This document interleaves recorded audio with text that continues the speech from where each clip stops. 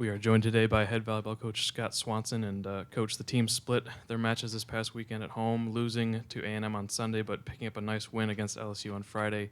Um, Starting with that LSU match on Friday, it seemed like obviously Dessa had a crazy game, 26 kills, was hitting over 400. Um, what was it seemed like it was a culmination of her SEC season so far, where she's been learning to hit a little bit smarter and maybe take a little bit off. What have you seen from her, over the last couple weeks to see that come out on Friday? I think she's been a more efficient player this whole year in general as a senior, and her hitting percentage shows that. I think it's almost 100, maybe more than 100 points higher than it has been in the past. So it's experience. It's, like you said, knowing when to hit it in, knowing when to go after it. We're leaving her in the back row, and we're setting her out of the back row, and she's pretty good at that. So we gave her a lot of opportunities, and I think we're going to continue to do that. We need that source of offense coming from her. But I think it's just it's a sign of maturity.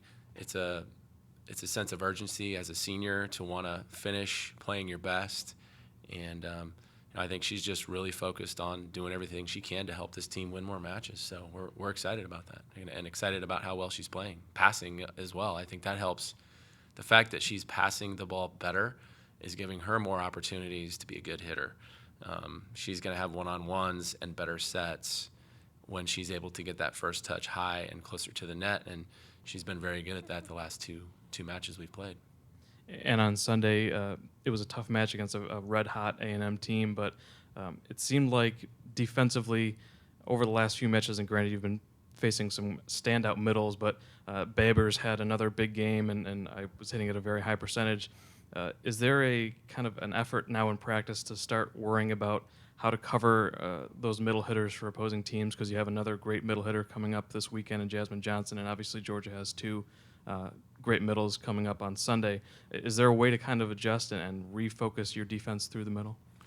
My philosophy is we have to serve tougher. If we serve more effectively and with more pace and to the right spots, we can keep their middles from being set as much as they're being set. I think that's the biggest issue.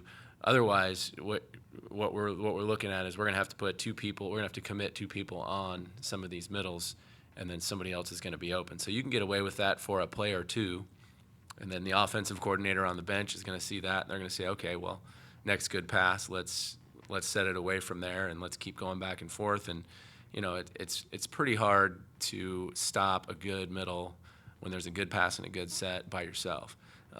We try to double up and then get out to the ball wherever it gets set. But I really think our first line of defense is serve the ball tougher. They're going to get a few kills, but serve tough enough where they can't go off and get double-digit kills. And, I think that's what we need to do. But our middles do need to be better one-on-one blockers. They need to make better lineups. They need to have better timing and penetration and all that. But most teams are not great at stopping the middle attack, and that's why you want to run it as much as you can. And if you pass well, you can do that. And most teams don't pass well enough to run it as much as their coaches want them to. And that kind of goes back to a larger issue over the last 10 matches or so, is just the quote-unquote toughness of the serves coming from your team. Is there a reason that you've seen on film or in matches where it's been kind of a drop-off as the conference season has gone along as far as getting aces and getting out-of-system offenses coming back to you guys on defense? I think it's twofold. We're playing teams that have better passers, better liberos, outsides that can handle the ball fairly well versus the teams we played in the preseason where, we probably looked like a really tough serving team to those particular groups because they weren't used to the pace or the physicality that was coming at them. And on the other side, I think sometimes it's a mentality. I think if we start off hot and, we start off getting a few aggressive serves in, and it's very much individual. If you miss early because you're going after it too aggressively, then you may take a little bit off the next time, and then it becomes an easy serve, and it's a good pass. So I think it's an individual mindset, but it's also a team mentality that we need to instill more greatly. I think is we have to go after it without the fear of missing, and we have to be confident in serving tough because we do spend a lot of time on it in practice. Each gym is different. We use a different ball at just about every place we go.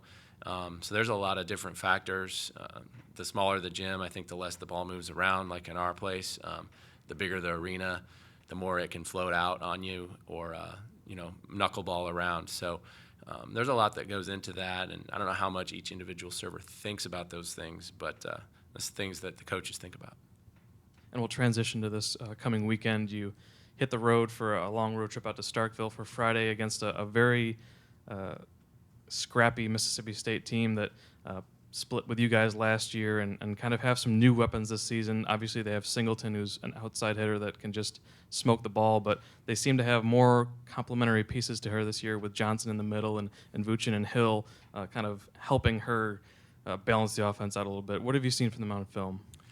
I think they're very well coached. I think they have a chip on their shoulder with this new coaching staff coming in and saying, look, we've struggled for a really long time. Why not now? I think they're very, just blue collar and, like you said, scrappy and super hardworking. And I don't think they fear anybody that they step on the court to play. I really like their mentality when I watch them play. I think that they are going about it the right way. They kind of play with nothing to lose. They do have more talent. They're running a 6'2", like we have been. So they have, physical block and physical hitters in all three, front row positions in all 6 rotations. So I think that makes them a little bit more of a scrappy blocking team because they have, or a scrappy defensive team because they have a big block to dig around. They have a good libero who can dig and pass. And so I think they're different, they're more experienced, and they're more talented. And going into their place is going to be a real challenge for us. There are no easy matches, and I think 4 or 5 years ago, a lot of people in this league would look at Mississippi State and say, "Well, this is just a W. Thank goodness we have them twice." And I don't see that happening anymore. They're a lot better, and so we have to be mentally prepared to go in there and battle for every point. And there's no way we should be thinking, it's going to be a 3-0 win. I think like last year when we were there, it's going to be potentially a 5-set battle that we hope to squeak out. And you'll wrap up the weekend back at home against Georgia in the flip-flop game from the Storm. Obviously, playing at Georgia earlier last month, it was just a tough, frustrating night with them serving so tough. Have you seen kind of a mentality from the team looking ahead to that Sunday match that they kind of want to kind of right some wrongs that they had in that earlier match?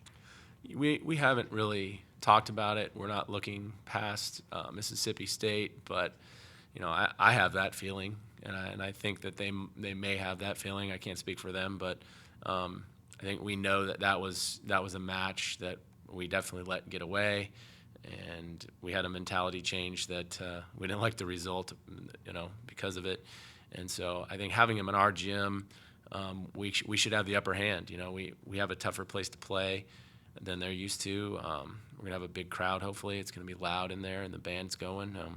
I think it can be an uncomfortable environment at times, and our serving and passing is definitely better when we're at home. And so that's what we always count on and hope for, is just that home court advantage of being comfortable. And I'll leave you with this. Obviously players like Dessa have stepped up recently, but in order to try and get these 2 wins coming up this weekend, who do you feel, whether it's a position or a strategy or a specific player even, who do you feel needs to step up to kind of get these 2 wins?